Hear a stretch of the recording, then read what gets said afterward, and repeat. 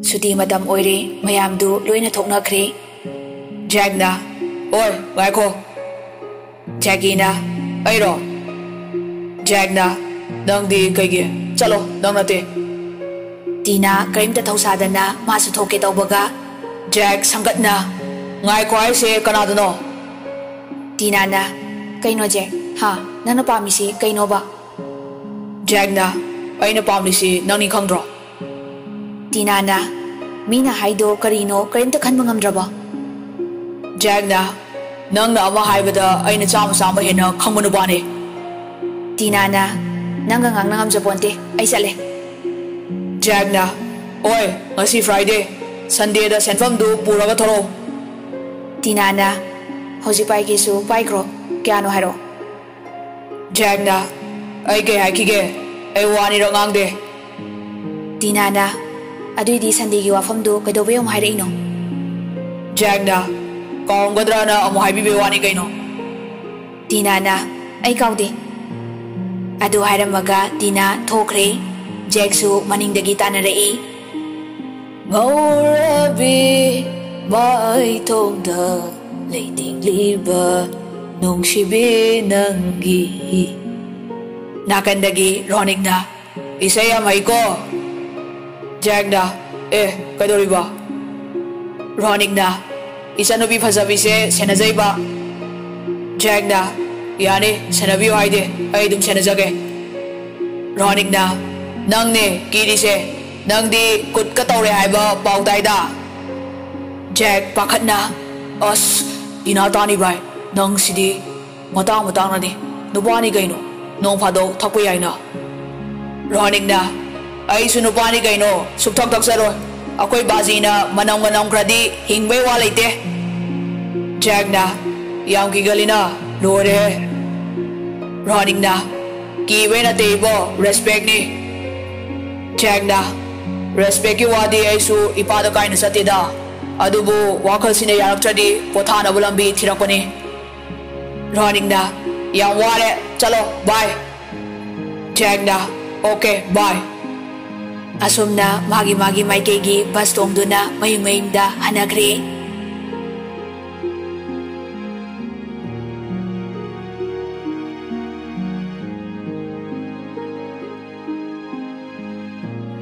Jack ka Dainaga di school dagi hek halakpaga tuition jatkre. Tuition gi mafam dani. Thoibi na, Jack kenom ta haige. Jack na, kay. Thoibi na, Tina na number piro hari. Jack harau na, hoy. Thoibi Jack ka school pulli, section di pundi, Jack number du pikre. Tuition loraga mayum de hek halakpaga message ama lai. Hi Jack. Jack nang horoi matagong call sa toksili. Tina na, hello? Jack na, as sinang number na to, nahan kay haida ba? Tina na, nahan kay ikay ba? Jack na, engonda bo. Ado Tina, nang asay gi kupak tu igay ko. Ay di yade ba, nupi na kupak na tharak po se. Tina na, kayo no hay si bo? Ay gyan tadre. Jack na, ngasay gi do car ba? Kayo no brain su half thara ba? Tina na, nang bu ay masakang abra. Jack ngak na, kayo no Tina? Tina na, Jack, ay di nang yam nungsi. Nangga kang nabayang pami. Sunday da amto una sira. Jack na, ha, ay na hay na amu hay rin una doon eh. Tina na, ay ngayramge mapamda hayrake. Jack na, kayda? Tina na, supermarket da. Jack na, okay. Jack tu makadagi mamana kaurai. Abong, chaksa sila o. Daina, tara bo. Jack na, chaksa ko hiye, aduga ang motor ke. Tina na, kona sana nasi. Ako'y babala ati, chera kaniba. Jack na, hoy, thame ko. Tina na, phone hek thong kibaga. Tina na, as, yamarawi. Hoy ma, bigi gi phone amula eh. Hello?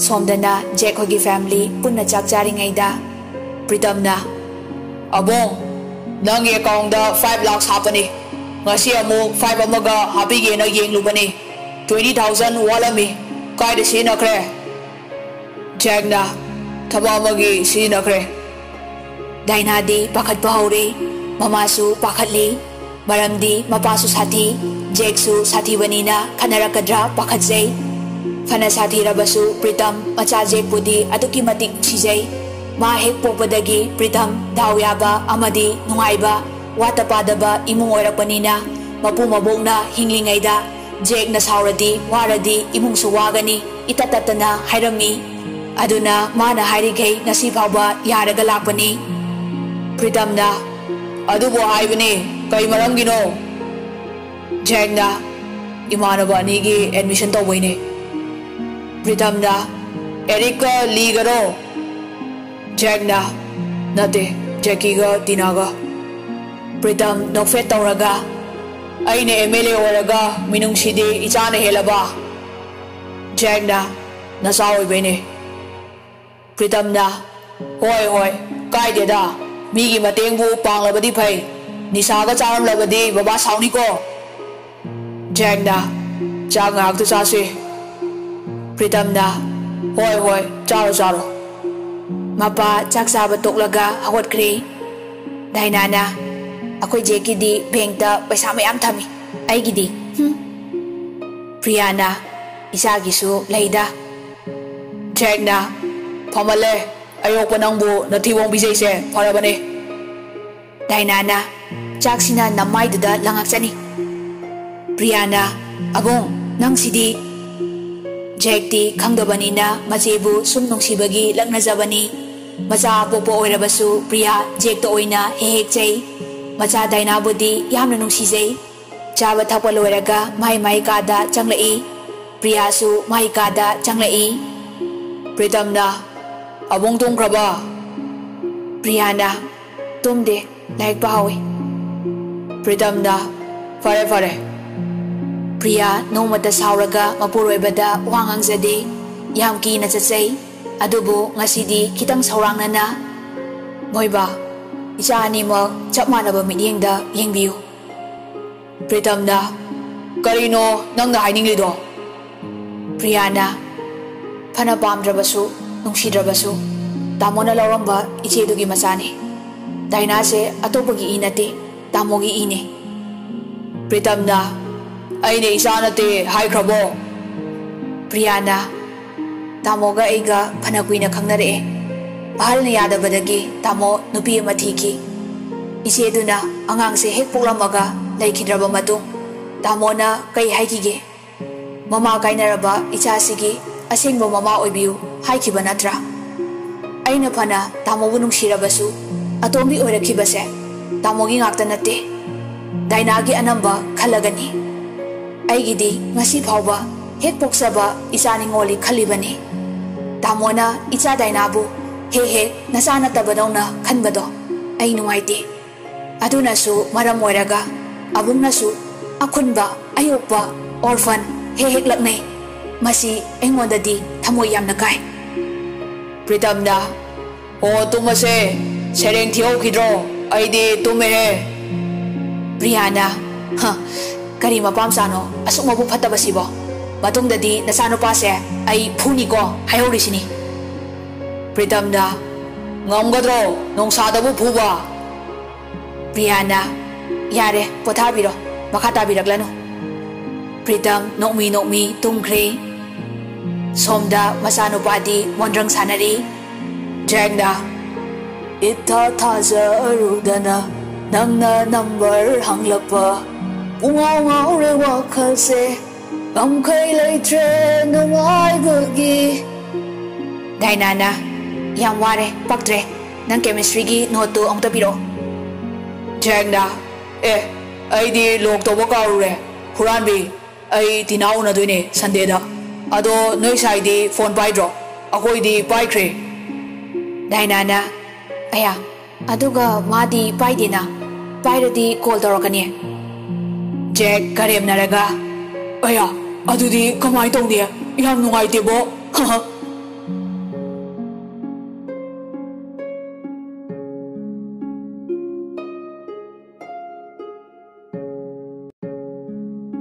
Numitu haugré nongalaga school kanare Thoibina Jack ngarang wari sana bro Jack na sanaye Sunday da unadoine Thoibina ses yadiko midi pick up tuiko Jack na karane kani Jack harauna nomi changkre sanari bawari du tunglom dagi Tina tahure Tina saurap changlei Sunday da nupi unadu oradi hana hairo yadro ngasidi poraktre ngarang porai ngai da lawai basu yate nupi amaga laga ikai babi ge hairo Jack ngakna kaino toraisina ngarang na ma ngasi na ma ngarang da na cho aigi phone number hangaktana nangna su Sunday da unase aido Tina su ngakna ha aidi kai de phone nate ai bukaram kanda nangi number hangkige Jack na Thoibina de nangna aigi number piro na logina wari sanai du dingara Tina noklaga kanano Thoibi haibo Jack na oya Tina na kanano haiba Jack na as ngarangi Tina dubu karambo rezano Jackie na Tina double role oramni ko Eric na Thoibi ga Tina ba Tina du di ai su khangi hai uri pok te ni yam khat bane Jack na minai adu nga sai na ya dro Sunday da una sai rei ne Lina unaro kaino Tina tasinadana tumina phamagalei Jack na Lida kaksi halli Lina ayo nai ne minai Jack na tu asigi nupi se asinatana aya to nupi lawroi Lina law kaino kanana law no haige koi badi dama koi haibi bani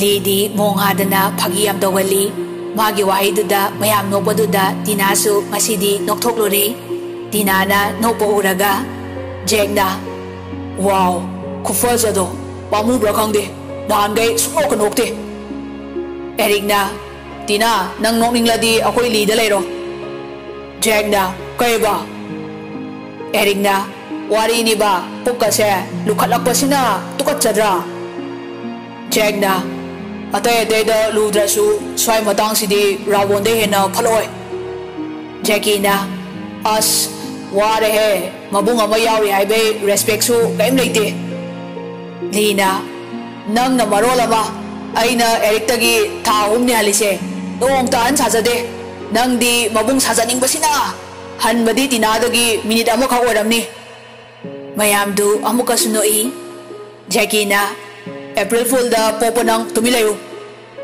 asumna classu matang haukre break tharakpada Jackie class dagi hendoktre Jack na chance ngakta di piuda ibai nangbo Jackie na ha aine na nache uningli bane surgery tawbada soyakla male Tina na ngamkre akoi mom gi miul hanjin kre aina akoi father gi miul hanjil laure ngarang di phuge bu tawi akoi Tina na Jack na oi chumbro aise nabung da phurasu aingonda di ngamloi ko haibi horisini nanom tatke dani Tina hoi mai hai takai tumina dum lei Jack na hayangwai chaidi pasana sarani masi angang se Jackie na angang kaina Jack na noeni me natro aidi masane Jackie na bye nang kaya sino Jack na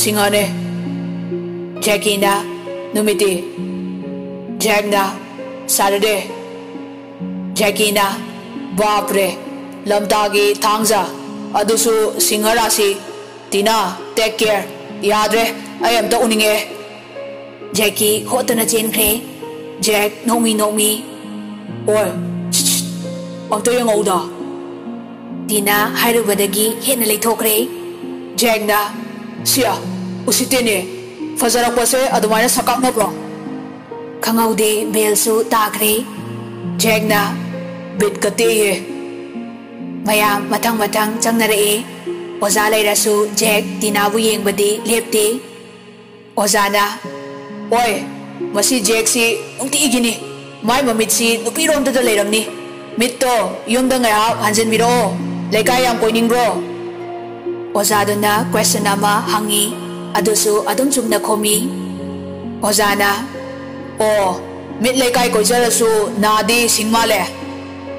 Jack na sir brain save to wayne hoi na su singjay. Ozana hoine mit tu danga lekai ko di phadawa. Jack na sir sidi nga koi bisa sage. mayam du loina noi. Ozana mai thari ra nupa thoi ra aibu gyan tadre. Jack na sir nupa thopane. Amukasu mayam du noi. Asumna class matang loikre. Suti gi matamni. Tina Jack na kay haraklani na pakat boy kay boy problem chakre. Jack na ma hanaga chakine. Jackie na kay haining no. Jack na ay na haining liba siya nongonda haraga pendoi nate kaba. Jackie na fare kay no dude masada aizaw na. Wari sana dana maruk mayam du thore mai bas tong naraga mayum hanakre. Jack na hayeng di Sunday ni koi basalani la. Dainana chatana da leiro tuition thenglani chara wala si. Jack na chaka chaning de da che nang dum sauro ai hana chalamage. Dainana aina khongna lao haira. Jack na nong phadok ti lau kai no. Dainana ngamdre nang hei saluro. Jack na chalo di loi saluro thibong do charu no halaga phong saba on sara se ai ngasi mi phu dau lai. Dainana yare namai thak laga thoibi da tainabirano. Jack na kai do bage mane kupak sa doise. Dainana abong nang sidi chamina dau talle nang ne dinana pamiroina Jackie da su haibida bani mi phunaba asuyam pamni sa kaigino. Jack na daning de dinada aina miga phunari basingsa hek tambada naru kopi de khango kharaga pamidri ngai sida. Daina mathakta maika da kakatkre halaga amu laurami hoyu thapadasu haidoke. Jack na adaidi jom lebak yore khango.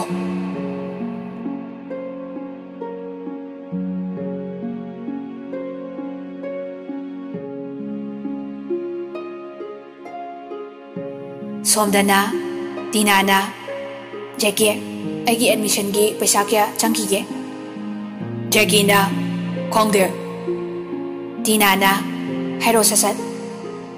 Jackie na khongde me chap saba kaino ne 7k hen gum tawne. Dinana sendoi ga kaiga adudi 8k piram lage aina papa dagi 8k lobane. Jackie na singdrasu yabadubu nawadubu. Dina problem changsilaga Jackie gi manadu leithatli. Nangna machi koiraga aina mopa kamaina koidoino gada. Jackie na nang nan ke yadrido aduiro. Dinana napa tawwe ai Jack se thaina di yam ngausi nongsi jare ado hojikti swai lawe yam hainadri. Jackie na wari gadi noma gi mong taba nupa manba hele haraga hainadre kaina nupi gano mongon ngauri se khangro 11 gi nupi gaisu loi ngawbani mongonda. Dinana ngaugi ngausasano supam he pamjadre machingna marol ama phatriba. Jackie na apangbi adudi nupa thopa kawine. Dinana nupa thopa nate sono chubane. Jackie na adudi khangdre mama hoi halaklani chak thongdo. Dinana thongdoini. Jackie na handakti pubu bobo ki pension su phanglabani na waba kharadi pharamale nga khara chakhale. Dinana nangi khulaudo ubada nungaitadana lerakpani. Hoi sendoi keka hunbadi loire hojikti hanagi marup singdu loiraga anauba yauraga nangi bike ama leibini haibani. Jackie nungaitana kanana haino. Dinana mamana haibani. Jackie na ai bike ka thaujaningde leheloida sidaidi 12 exam loiraga coaching chatpagi paisa mayam chamloi leiri nangi su aigi su aduna arembada paisa chatanaba mamada haige. Dinana coaching चटनबने bike लेदुइसे कोई चटनब नते auto भाड़ासु पैसाने चटलिसे मतम सु मांगबा गाड़ी दे चटपना फत्रो मतम मांगदुइ सरुक lyric पा याइदना जैकीना होइन हे इबेन हनुबी कन्ना सागलैये टीनाना मतंग मतंगिनी जैकीना चाक तो थोंगरो अई हिंगोल इसिंग चाइरुखिगे